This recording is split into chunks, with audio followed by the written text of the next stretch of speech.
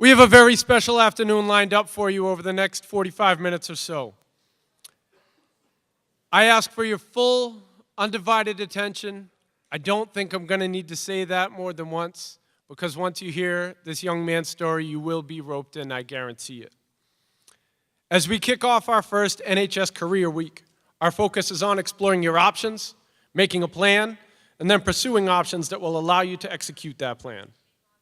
We have a tremendous amount of in-school opportunities for you this week that include special NHS updates, in-school field trips to various presentations on planning your future, guidance workshops on future planning, and a career fair on Friday. One of the cornerstones of this week was having a motivational speaker that would connect with each one of you. When we looked at our options, we realized there was really only one. I thought it would be most appropriate to have a colleague who worked closely with our guest speaker when he was a student here at NHS to introduce him. To introduce our guest of honor, please welcome your head of guidance, Mrs. McDonald.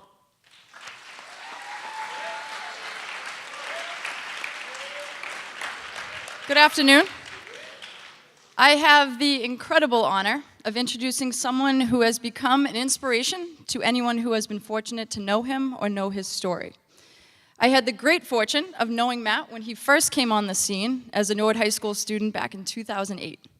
He was this funny, smart, happy-go-lucky, really goofy 14-year-old with a natural ability to make people laugh and smile, and he still is.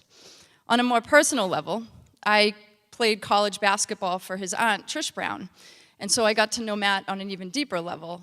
And when he would come to our games at Stonehill, he would paint his chest purple and white that said Chieftains at the time across it. So I've had an even greater affinity for Matt and the role that he's played in my life, which is why January 23rd, 2010 will forever be etched in my mind and in the minds of any of us who were working here at NHS that year.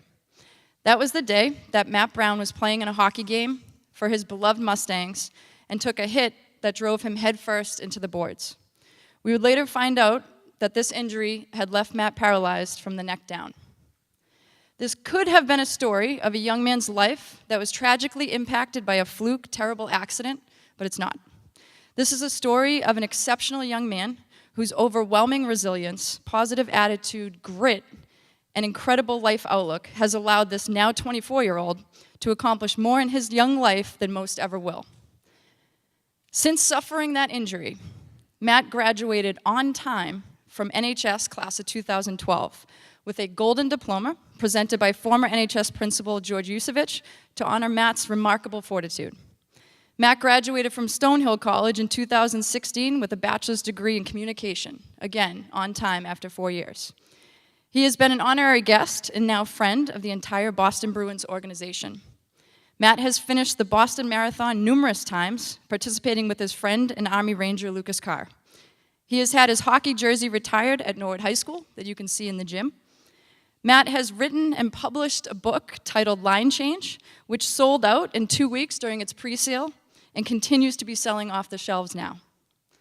And he is currently earning his master's degree in communication at Stonehill College. As impressive as that lengthy list of accomplishments is, what is even more impressive, and I'll take from the title of his book, is his true story of resilience in the face of adversity. Before we introduce Matt in person, we wanted to share with you a throwback film from 2010 that our own Jack Tolman put on at the time. It was called A Day in the Life.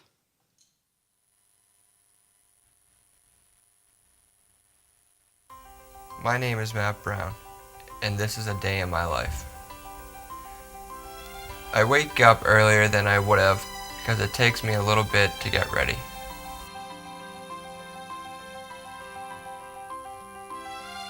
This is a lift that goes under my legs and behind my shoulders, so it's easier for my dad and mother to get me into the chair. This is a safe way for me to get into the chair and get ready to do my morning routine.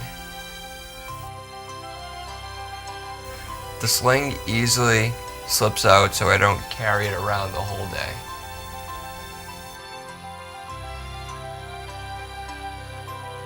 For breakfast, it's very important for me to get a good meal in so I can start my day off right. We then go through the combing of the hair, brushing of the teeth, so I don't kill anyone with my breath. This microphone allows me to control the computer, the lights, and the TV in my room.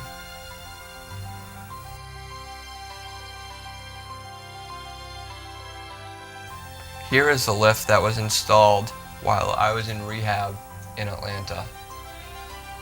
It allows me to get downstairs without going outside for a ramp. This is my sister Kelly. She just desperately wanted to get into the video somehow. Some days I am met with a brisk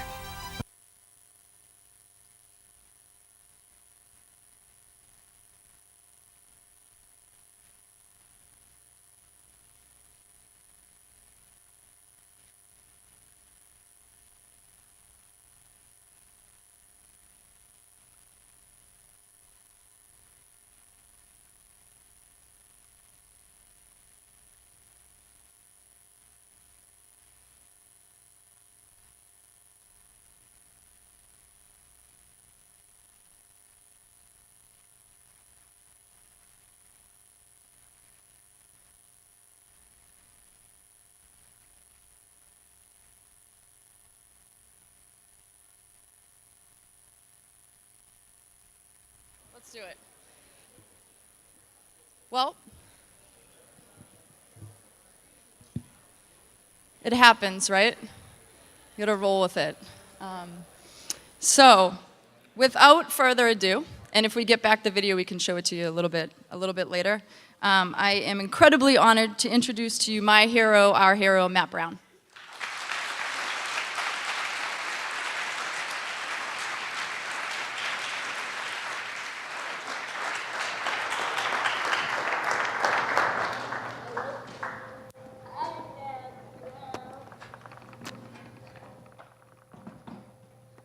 Whew. How's it going? Yeah, it's good. Good afternoon, Nord High. So I'm Matt Brown. I'd like to thank Dr. Galligan and Ms. McDonald for having me here today to kick off your Career Week festivities. I'm excited to be back, but it's hard to believe it's been 7 years since I graduated. Now, before I get started, I'd like to ask you all just to close your eyes. I want you to close them and please keep them shut. I promise this won't take long. I want you to think about how an average day during the school year started. Think about how a typical morning went. As you swung your legs over the side of your bed, you really took a minute to wake up, stretch, and get your bearings. Most of you probably grabbed your cell phone, checked your text messages and notifications. Then it was time to take a shower, brush your teeth, comb your hair, get dressed. From here, it was time to fuel up for the day. You headed to the kitchen and grabbed a quick bite to eat before getting your backpack, throwing it over your shoulder, and making your way towards the door. As you hopped in the car, many of you probably thought, I better hit every green light if I want to make it to school on time. But you arrived and you went to school, you hit your locker, saw a few friends, and said hi to one another before first class. The bell rings and you're off to that first class. From here, it's all about repetition. Bell after bell, class to class. But before you knew it, the day was done. The last bell rang and it was time for the fun to start. Depending upon the day, some of you were off to a practice or a game, some were off to a musical lesson, and some were off to work. Whatever it may have been, as you got home, you may have showered, grabbed another bite to eat, and just as you wanted to relax, you realized that there was still homework to be done. So you finish that up, climb into bed, just to do it all again tomorrow. Now open your eyes. When you think about it this way, do you realize just how much you do each day? It's pretty busy. Now one more time, close your eyes. However, the next time you open your eyes, you can't move or do any of the things you did today or that day for that matter. You have a machine breathing for you. You have no clue where you are. Open your eyes. Sadly for me, that happened in 2010. Now, if you look up the definition of adversity in the dictionary, it will read as difficulty or hardship, bad luck or misfortune. And I think it'd be safe to say that what happened to me in 2010 would qualify as adversity. However, that year, I had already faced adversity. I was a sophomore playing hockey for the varsity team here at Nord High School. But at the beginning of the year, I almost quit. I was cut during the last day of tryouts and sent to the JV team. Now, as a sophomore, this wasn't a huge surprise, but I wanted to make the varsity team so bad. It was at that moment that I had a decision to make. Do I quit, or do I figure out what I needed to do to make the team? After realizing quitting was definitely not an option, I got right to work. I changed the way I was thinking about my situation. I couldn't just hope to make the varsity team. I was going to have to work to make the varsity team. So I started shooting pucks, working out, running, eating better, and by early January, I was practicing with the varsity team. After 2 or 3 weeks of practicing, I finally got my shot. I was in the lineup and skated in wins against Walpole and Natick, and then it came time for Weymouth. We played Weymouth High School on Saturday, January 23rd, 2010, at the Pilgrim Rink in Hingham. It was a late afternoon game on a Saturday, so all the boys were excited to do something after. The plan was to go in, do our job, get a W, and I'll hang out after the game. But when the game started, we realized that we were pretty outmatched. The plan was, to be honest with you, I don't remember much of the first period. But what I do know is that we weren't playing well. And coach was letting us know. During the second period, a few minutes in, my line was called. As I hopped the boards, I saw that the puck was in our end, and I raced after it. As I crossed the blue line, I accelerated and went after it.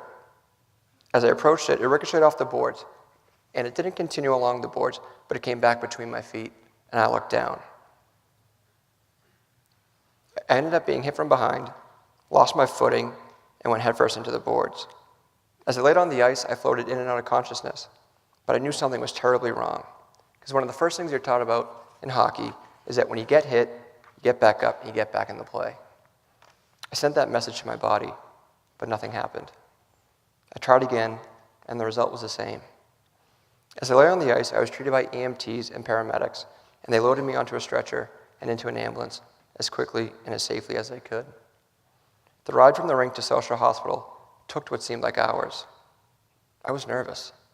I was staring at the lights on the ceiling of the ambulance, thinking to myself, what just happened? But as I arrived at South Shore Hospital, I was quickly given some medicine to make me feel comfortable and ultimately put me to sleep. After a few quick x-rays, I was transferred from Children's Hospital in Boston, and I woke up there 5 days later. Now, I'm not going to sugarcoat it.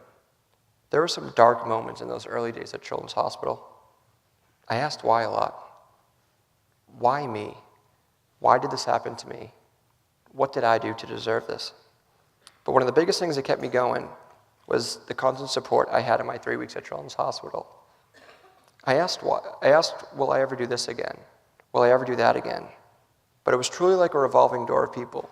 People coming in, letting me know that I'm not going to take this journey by myself, and that the community really had my back. My family and friends were there all the time, and this was the first time that I knew I was not going to take this journey alone, and that people that are going to be there, they're going to help me. It was at that moment and at that time that the will eyes turned to when eyes. When I get better, I'm going to do this again. When I get better, I'm going to do that again. I made the decision that it was time to look forward and not back. I could not change what had happened, no matter how much I wanted to. My decision was to work as hard as I can for as long as it took, to beat this and set a goal, that I will walk again. Yes, my life changed, but it did not end. Then at 15, and now at 24, I still have a long life to live, and each day I try to live it to the fullest. After my 21 days at Children's Hospital, it was time to move on. It was time for the next step in my road to recovery, and that meant changing hospitals. We moved to one that specialized in treating spinal cord injuries. After researching our options, we found the Shepherd Rehabilitation Center located in Atlanta, Georgia, and that's where we were going. I spent 3 months there, working out, getting healthy, and learning what the world was going to be like living in a chair. Now that didn't and doesn't mean I'm going to be in it forever, but I needed to learn how to live in it for now.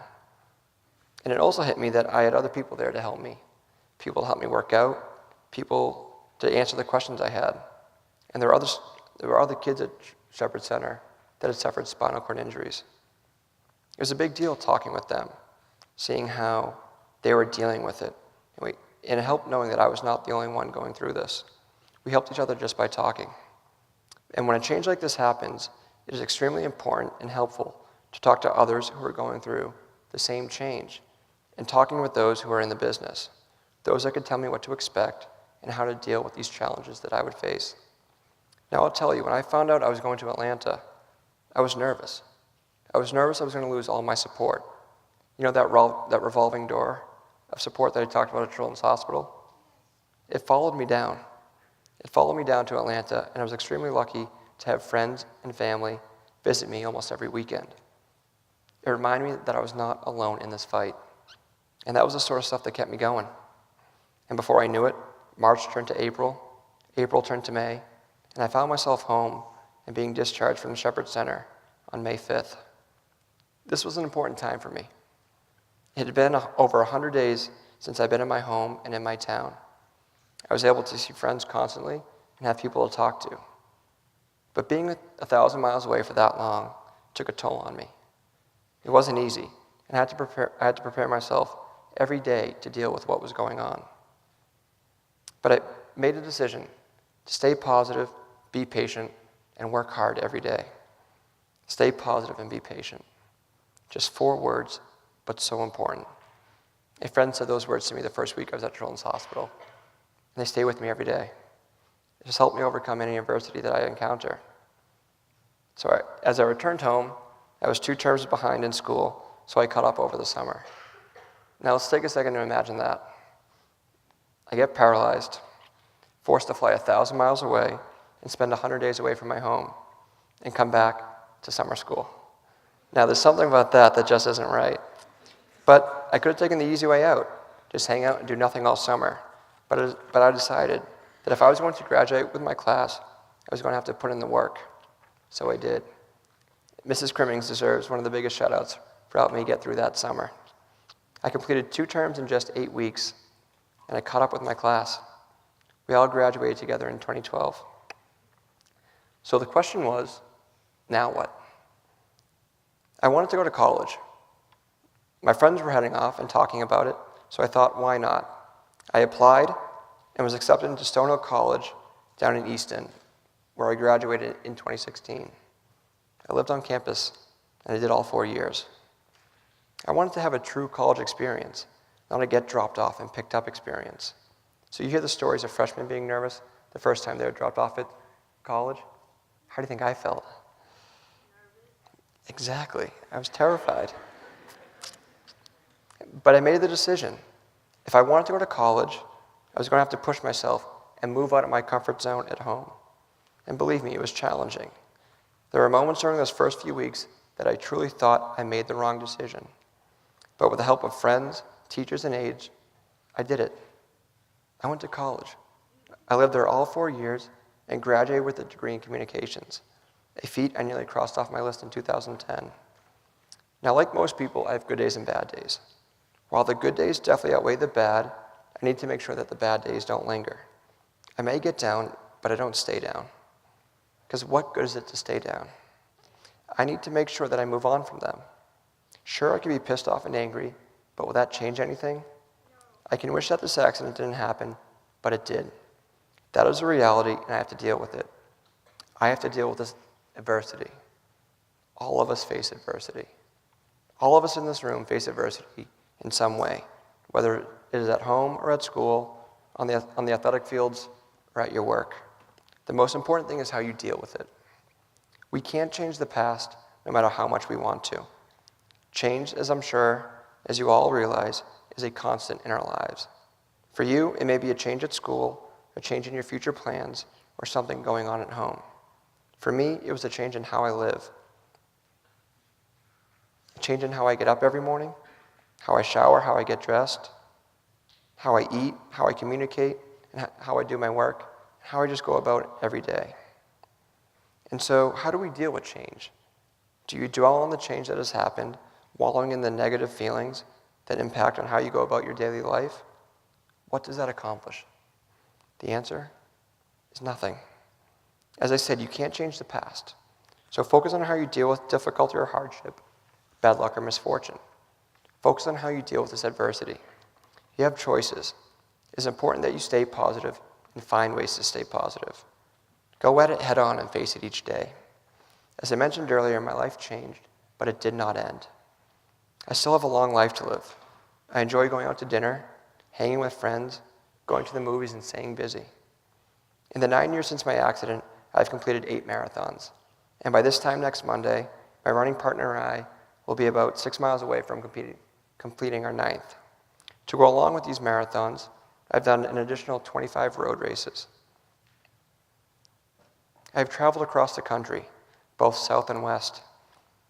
I've had 30 speaking engagements to a variety of audiences, from kindergarten students to 75 of the best neuro and orthopedic surgeons in the country, to middle school and high school students. But the message remains the same. Change can happen. And in my case, significant change.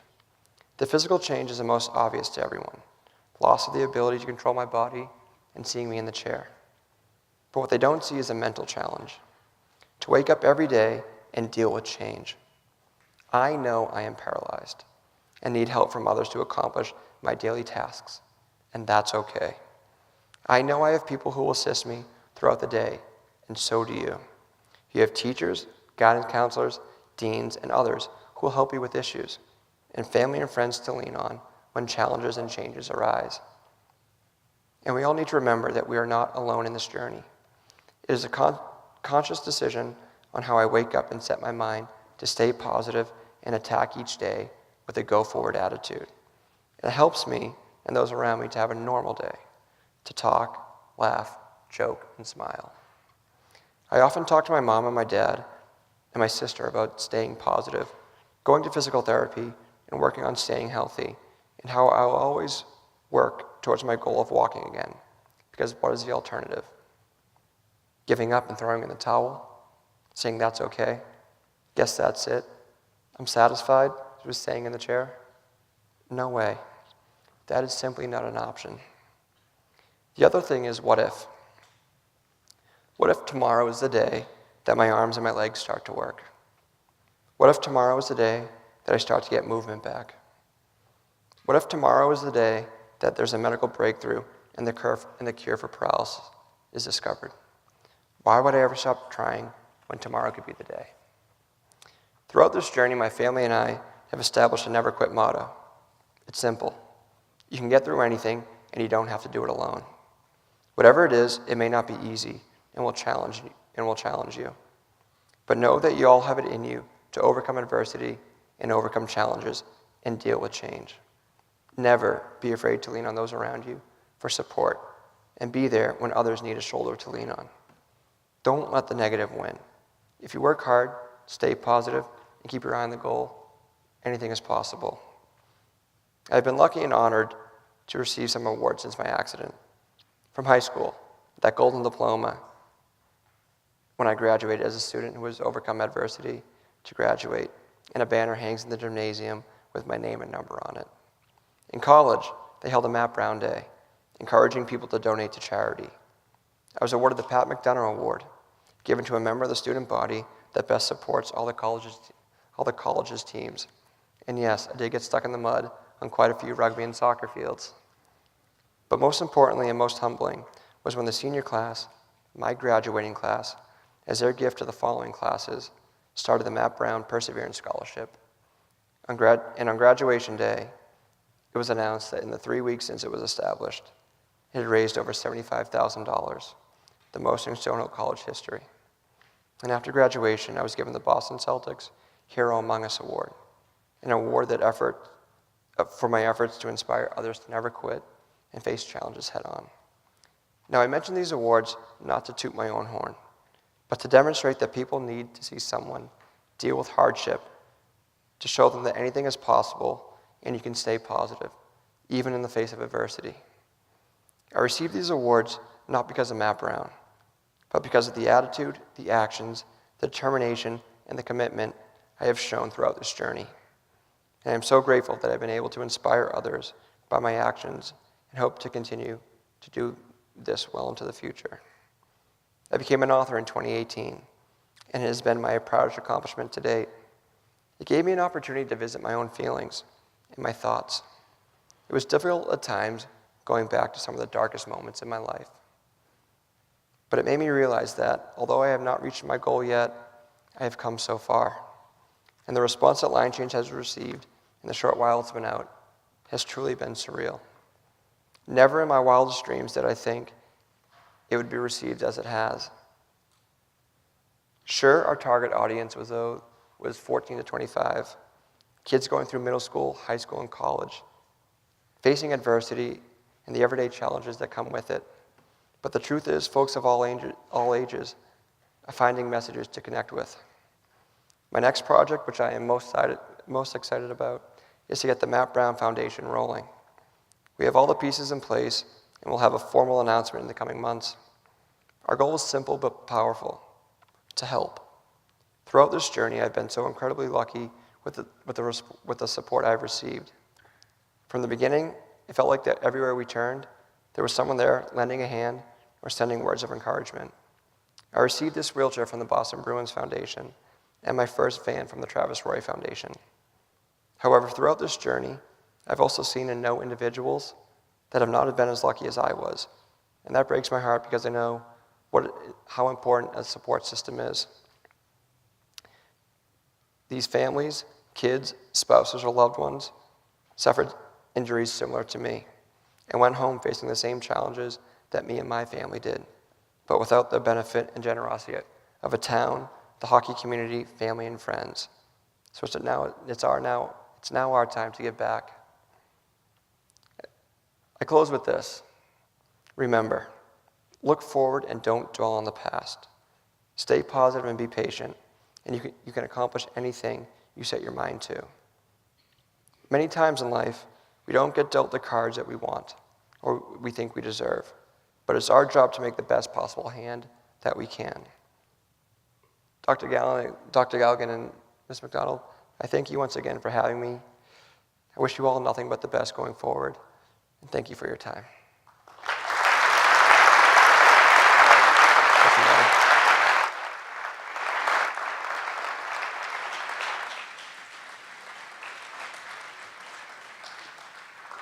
That is such an incredible message for all of us. Matt, where are you going? You're not getting off that quick? Okay.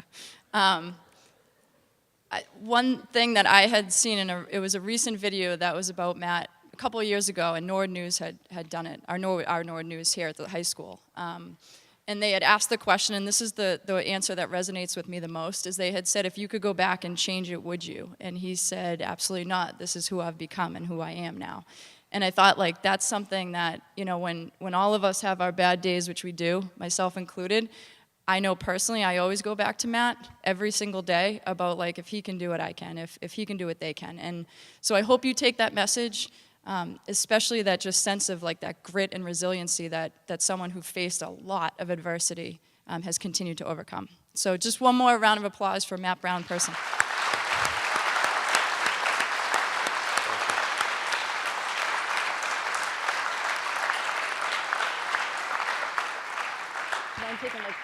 Absolutely. Okay. Absolutely. Does anybody have any questions for Matt? He'd like to open it up. Mr. Taylor. Oliver, keep your hand down. Mr. Oliveira has one on deck. Taylor, do you have a question? These two questions. Oh, thank you. Oh. So just to repeat, because there's some people watching on video, just so Taylor knows, her first comment was, the question was, you're amazing, so that's awesome. And then the second question was, where can you get a copy of your book, Line Change? So it's actually on Amazon right now. And, you know, it's been a dream come true to have a book on Amazon, and it's doing pretty well, and so it's, you can get it there. No, thank you. Does anyone else have a question at all? It can be Anything? I have 100, so if not, you're going to have to listen to me ask questions over and over. Going once, going. So I have one, Matt. I have a few, but in terms of, I know you mentioned you've had a lot of people support you and help you throughout the years. Was there one or two people in particular, maybe outside of your family, who are incredible, but outside of your family, who you could kind of say, like, when I really might have been in that dark time, those, days or weeks after it that really helped? Yeah, no, I've been really lucky that I've gotten to know some of the Boston Bruins, and when I talk about that, be patient and stay positive, that friend was Patrice Bergeron, and having something like him in your corner really stood out, and have someone asking about the family, it really boosts the spirits. So the whole Boston Bruins and Boston Bruins Foundation has been great. But I can't name one or two around town without naming 200 to 300. It's the entire town came together at a moment when my family needed them the most, and just overwhelmed with what they did. We needed our house redone for a chair to be able to move around in it, and so we had carpenters at the house that entire spring. But that entire summer, I don't think my parents cooked a meal the entire summer. We had people coming over every night, dropping off food, and that let us know that we weren't alone, and it meant a lot to us. And for some of you, I know some were like 5 years old, 7 years old, a range, but for those of us that were here at the time, the amount of community rallying around a 15-year-old was unbelievable. And that's, because of obviously like what he had gone through, but I think even more so just the type of person he was coming out of it, and how much he just faced what he had to face and go through it. But they had, you probably still see the number 3s all over Norwood. Every locker, we were in the old building, so if you can actually try to picture that. They had, every locker was decorated with blue and yellow. It was really an incredible sight, and to know that a 15-year-old was the one that really brought this community together was incredible at the time. Just one other question in terms of future plans. So what is your, 5-year plan in terms of moving forward? I have a long way to catch the Boston Bruins Foundation and the Travis Roy Foundation. They've been doing great work for years and years to come. But in the next 5 years, if I could get the foundation rolling and start to help those families and those individuals that need it the most, that's going to be all satisfying in the end. Because, like I said, we've seen so many people that aren't as lucky that I have been. Growing up in a town like Norwood and having so much support. So I would love to get the foundation really going and really raising money for these people that really need it. Awesome. Any other questions, Taylor? One more question.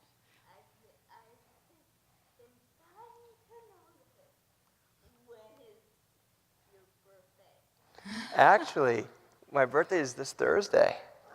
Yeah. Yes, thank you. Perfect timing. Yeah. Well done. 25. 25. Big 25. Crazy. Nice. Question from Mike Mike Maloof. Maloof.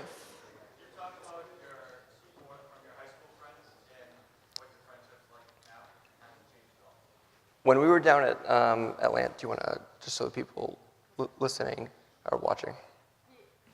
Mike Maloof asked about his friend's involvement with support and getting him back into the town and throughout those days. So one of the first things my parents were told at the Shepherd Center were, be careful, because in the next 6 months to a year, his friends are going to leave him.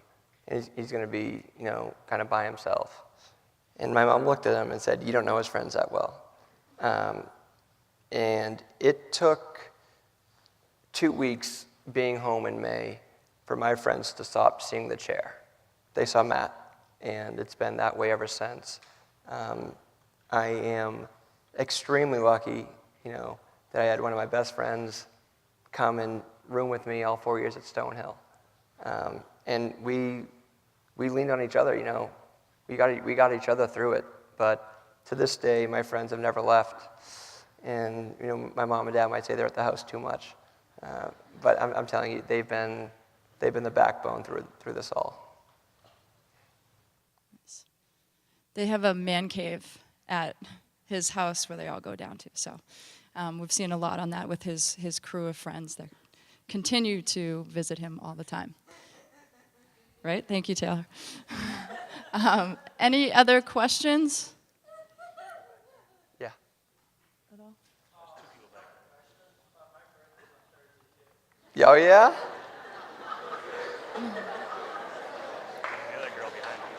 Nice job.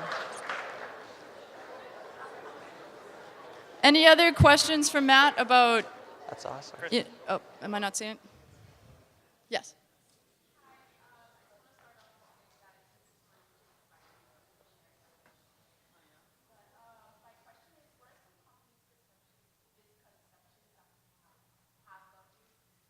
The question is, what are some misconceptions that people would have about Matt? Well, I think the biggest thing that happened, and I don't blame anybody for doing it, but was when I got back to school and got back to Norwood, I think I freaked some people out. People really didn't know how to, approach and talk. And my biggest message was that, I'm still Matt. Like, I was still me. So I think one of the things that I tried to adopt, going up was to starting conversations, just so when I started talking, people were almost caught off guard. But it only took a few seconds to realize that, I didn't go anywhere. I'm still me. So I think the most common misconception is, how to approach someone. And it's really just, going up and saying hi. I'll get into at Stonehill.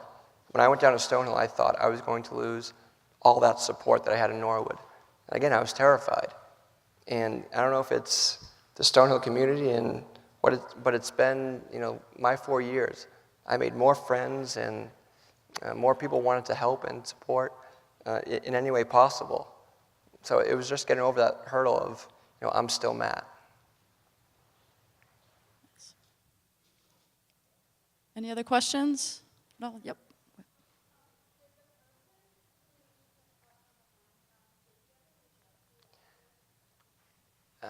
Yeah, so me and, the young man that was going for the puck at the same time, we have a really good relationship now. I was able to meet his family, and he's been to the house a bunch. And one of the things that I always want to, make sure I get across is that, it wasn't a vicious play. We were two hockey players playing the game the way it was meant to play, and just a freak accident. And I could have, a split second the other way, I could have been the one behind him. So the short answer is yes. He's reached out, and just really our relationship has grown into a really beautiful friendship. Nice. Any other questions? Yep, Sarah.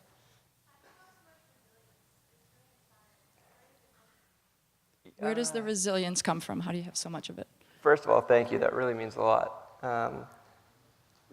Honestly, it's through the family I was raised up with, and the friends I have. We go day by day, hour by hour. If we're having a good day, we keep it up. If we're having a good hour, we keep it up. And if we're having a bad hour, we figure out what we have to do, to change that around. So it's not so much looking deep into the future. It's living in the present right now. And if it's going well, we try to keep it up. But thank you. Any other questions? You probably sneak in like one more, if anybody has it.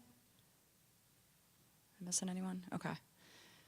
All right. Well, thank you so much to Matt again, Guys, thank and you. Pat as well. But to Matt Brown, one final round of applause.